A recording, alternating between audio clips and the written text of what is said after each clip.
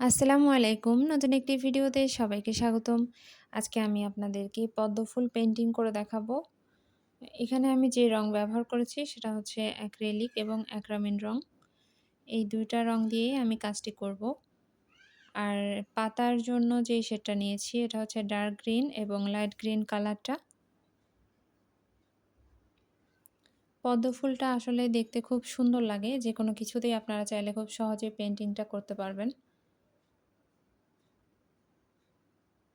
এই যে বেডশিটটা এখন আমি কাজ করছি এটা কমপ্লিট হয়ে গেছে।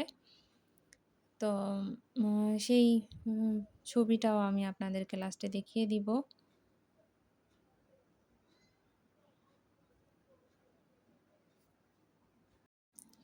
ঈদের নতুন কিছু কাজ আমি শুরু করব ইনশাআল্লাহ খুব দ্রুতই। আশা করছি ধাপে, ধাপে আমি সেগুলো পোস্ট করব আর আপনারা সেটা দেখতে পারবেন। তো এই ছিল আজকের ভিডিও। আবারও নতুন কোনো ভিডিও নিয়ে ইনশাআল্লাহ খুব দ্রুত হাজির হব। সবাই ভালো থাকবেন। আসসালামু আলাইকুম।